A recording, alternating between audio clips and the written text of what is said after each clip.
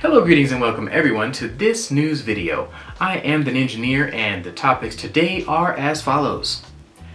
EV sales in the US. What's going on with Rivian? Ford stopped delivering the F-150 Lightning. Carbon thermal batteries. Another day, another battery chemistry. FSD 12. Sarah Pilla likes the Aptera. Congressman Levin likes the Aptera. Fox 26 in Houston likes the Aptera. And things that I liked. Let's go ahead and get started. You'll notice first and foremost that I've tried a new format. We are going with the video up in the corner as of right now, and it will stay up for the duration of the video, hopefully to simplify a lot of the processes that I do for my editing. So yeah, good times everybody. We'll see if that actually pans out the way I want it to. At any rate, the first story today, EV sales. There has been a lot of FUD spread about EV manufacturers having issues selling their EVs due to lack of demand. I brought this chart up because I don't think that narrative holds any water. You can see the total EV sales from the first quarter here in 2021, and compare that to even the first quarter of 2023. The number of EVs from 2021 to 2023 have more or less gone upwards. Now I will acknowledge that there is a trend where there's a quarter where it starts off strong, the next quarter is higher, the quarter after that is lower, and then the last quarter is higher. So you have a upward trend, and then a downward trend, and then an upward trend again. That happens every single year consistently. Up, up, down, up, up, up, down, up. But the trend, the overall trend over the course of this time frame is up dramatically. Almost triple the number of EVs sold comparing Q1 2021 up to Q4 2023. Yeah, that doesn't sound like a lack of demand to me. It doesn't seem like a lack of demand to me from a numbers perspective, but I mean, maybe they see something I don't. Yeah, throw it in the comments if you know something I don't, or if they're taking something into account that I'm not. But as I see it, there is no demand problem. Demand is going upwards. It might be the products themselves that are having the issues, vehicles that need to iron out kinks or what have you. I don't know for certain because all I have is numbers. But from what I can understand, these numbers are higher than the ones at the beginning. So yeah. Anyway, Rivian had a rough go of it recently. Their stock has gone down fairly significantly. In fact, we will go for the 1 year outlook here, and overall they had a peak up here in 2023, and they have since gone in a downward motion. The biggest dip came right around here from $15 to $10, so losing somewhere in the neighborhood of a third of their stock value in a matter of days. The reason for that was more or less their earnings statement. They had an earnings call where they talked about the numbers that Rivian is seeing and things of that nature, and I'm going to go ahead and pull up some of the things that I think might have been the biggest driving factors behind their stock going down. The first thing that I see here is that they're reducing their number of salaried employees by 10%. Now, while that does mean that they'll be able to keep more of the money that they are making, it also means that they mismanaged, or rather they misinterpreted how many workers that they actually needed to get ramped up the way that they are now. So they're streamlining it, they're cutting things down, and that is not really a great sign for a company when they have to trim a lot of workers. The next thing that I noticed, let me go ahead and do a bit of scrolling here. The gross profit per vehicle improved by $81,000. Now, when you hear that, you think, oh wait, no, that's fantastic. Doesn't that mean that they are making a lot more money for their vehicles? Unfortunately, that's not what that means. Even though they have increased their vehicle profits by $81,000, they are still losing $40-ish thousand per vehicle. What that means is that they are still not cash positive, in spite of the fact that they've made this much improvement over the course of these past few years. The next thing that I thought might have had an effect on their stock price was right here. Their total gross profit for the quarter, not for the year, for the quarter, was negative $606 million. Losing $500 million in a quarter, even if you're ramping up, does not necessarily make investors flock to your stock. If that's, oh, that was a weird rhyme. Flock to your stock. Flock to your stock. Flock to your stock. Flock to your stock. Flock to your stock. Anyway, yeah, it doesn't make investors willing to jump in if they see that, oh, we're making approximately negative $43,000 per vehicle and we've lost $606 million in this quarter. So yeah, these things are adding up to mean that their quarterly earnings call it made a lot of investors skittish. And when investors are skittish, the stock price of what they are scared of tends to go down because the demand for that thing goes down. And that is no different here in the case of Rivian.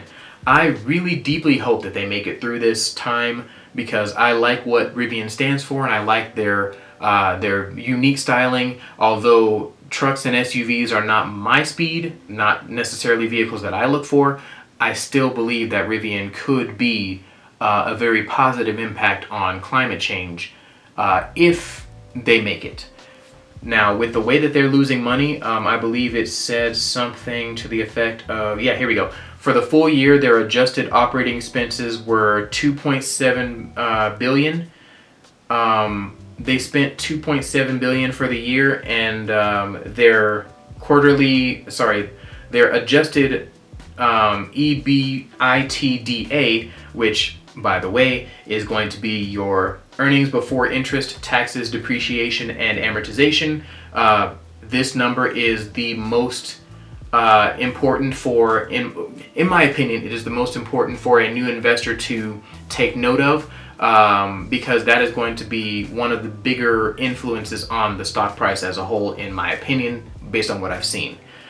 This is not investment advice, by the way. This is just general knowledge and information being showered down upon you by the YouTube algorithm and all that jazz. So, not financial advice, but yeah, EBITDA is a very important number, and their number is very low. Basically, the full year they lost $4 billion. They can't keep that up. Just from a general investor standpoint, they see that and they want to run for the hills. I am hoping and praying and waiting and thinking that maybe Rivian can make it through, but whatever they're going to do, they have to do it fast. The next 2 years are going to be pivotal for the company, in my opinion, as to whether or not they survive, unless they find somebody to help fund them until they are financially solvent, which in my opinion will take, based on this cash burn, maybe 5 or 6 years. They don't have 5 or 6 years of money, but they do have 5 or 6 years of problems that they need to work through. So we'll see how that goes. Hopefully it works out for them. I am really rooting for them and I hope they make it. Ford stops shipping the F-150 Lightning because of a couple of things. The first thing that they cited in this particular article was that they have an undisclosed quality issue going on with the F-150 Lightning. I have looked at other articles and it seems like that issue has to do with the light bar. It seems like their light bars are having issues where water is leaking into them and they are like on the fritz. They'll like flash or they'll burn out completely. So that's one thing.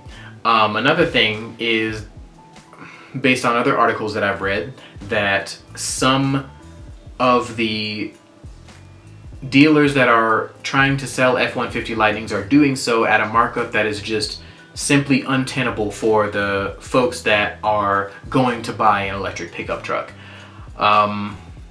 Yeah, some of the crazier stories I've seen have seen markups where the truck ends up being $150,000 and all this kind of madness. I cannot imagine paying $150,000 for any vehicle. That's just me. I am a cheap person. Maybe that, frugality is tinting my shaded glasses, tinting my glasses at the moment. But I would never pay $150,000 for a vehicle. I cannot even fathom the justification for that. So I'm assuming that because of the way the F-150 Lightning sales are, that a lot of people agree with that assessment and are not buying $150,000 trucks that were originally supposed to MSRP for barely $90,000. So yeah, I'm hoping that they can sort through these issues as well. From what I hear, the F-150 Lightning is a good, albeit flawed, vehicle that can have a lot of potential to increase quality and all that kind of stuff in the future. I mean, they're Ford. They can do it. I believe they can. Anyway, the next story for today, Antora. So I had been cruising around the YouTubes and looking into different types of companies, battery storage, where battery storage was going and that kind of stuff. And I ran across a video that I will link in the description about Antora. Antora seems to have figured out how to take a solid block of carbon and heat it up to a couple thousand degrees and hold that heat and deliver that heat when necessary to melt steel, or convert that heat directly into electricity in order to power whatever you need to power with electricity. The company itself says how it works. They take cheap renewable energy, they use it to resistively heat the carbon blocks, the battery in this case, up to glowing hot temperatures, and then they store the heat reliably, really good insulation, and then they use the TPV technology, thermal photovoltaic cells. They basically take the heat energy out, and then they take the light energy out, and they can use that to produce electricity. So yeah, very fascinating technology. I suggest you watch the video that I put in the description if you want to know more. It is a very cool technology, and if their claims are as solid and as unique as they claim, I don't see any battery technology standing up to them in the near future. Maybe with technology progression that will be a thing, but yeah, they are onto something in my opinion, and I can't wait to see where that goes. All right, a young lady by the name of Sarah Pilla. I'm saying Pilla, it might be Fila. I don't think it's Fila, but I think it's Pilla. I apologize if I'm pronouncing that wrong, but she is a Emmy Award-winning reporter who made a video, filmed a video, and the transcript is here, of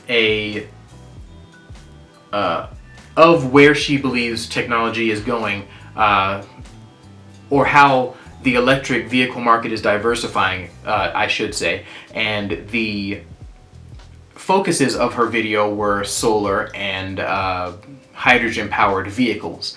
I'm always a little bit weirded out when people are pushing hydrogen, because there are a lot of issues that have really not been resolved when it comes to hydrogen. Production, storage, infrastructure, transport, yeah, so many things that are vital to that particular industry that haven't been addressed in any meaningful way, that I don't know how to take hydrogen right now. I did a lot of research on hydrogen in high school and college. I even tried to produce my own fuel cell and hydrogen splitting, water splitting device. I've done the gamut. I've done a lot with hydrogen, and I ended up switching to being an electrical engineer. So if that gives you any idea of how difficult hydrogen is, I'm a man who loves puzzles. When the puzzle doesn't look solvable, I consult people and try to get it solved. Over 6 years of trying to solve it, I came to the conclusion that if it is solvable, it is not solvable by myself or any of my dozens of colleagues that I tried to work with this on. Yeah, I hold that same thought process now because technology hasn't changed enough for me to believe that hydrogen is viable. Personal opinion. Anyway, Aptera had a congressman named Mike Levin at their HQ this week. He got to ride in the Aptera, he got to see where the company was going and all that kind of stuff. He was impressed, apparently, because he was willing to take a picture with Steve Fambro and allow them to post it. Yeah, so I'm guessing what this means is hopefully Mike Levin will start pushing a little bit harder with fellow members of Congress for the maybe the EV tax credit to apply to three-wheeled vehicles. So maybe Aptera can get that $7,500 tax credit and that kind of stuff. If that happens, I will be deeply pleased, as will many of the Aptera fans out there and anybody looking for a very cheap, reliable solar vehicle. So yeah, at any rate, the next story here, Fox 26, a local news station in Texas, Houston, Texas to be precise, did a story about Aptera as well. Everybody that's been doing videos about Aptera so far have been either glowing or questionable. I'm glad to report that recently it's been nothing but positive. Aptera is really catching on, really building up speed, and really catering to every market that they can, because I believe that Aptera will be useful to anyone who likes saving money or getting fuel for free. But you know, there's people that disagree with that. We'll see how it plays out. I cannot wait to see where Aptera goes. Yeah, the last thing for today is well, let me go ahead and jump over here and make sure I went over blah blah blah blah blah blah blah. There exists a video by several videos by several YouTubers. I linked the best one that I could find down below, talking about FSD12, the pros and the cons, etc. If the technology is as awesome as it seems, I really want to try it out, but I don't know anybody with FSD12. If you happen to know somebody with FSD12 in Colorado, please let me know, because I want to try that out. Anyway, if it is as awesome as they say it is, 2 or 3 years from now, we might actually have fully self-driving cars. So, holding out hope for that. Yeah, good times there. So, for things that I liked, there is a vehicle, there is a YouTube channel that covered a vehicle that sought to break the 1,000 mile per hour barrier. Basically going from 0 to 1,000 miles per hour in 22 seconds. That video is very well done.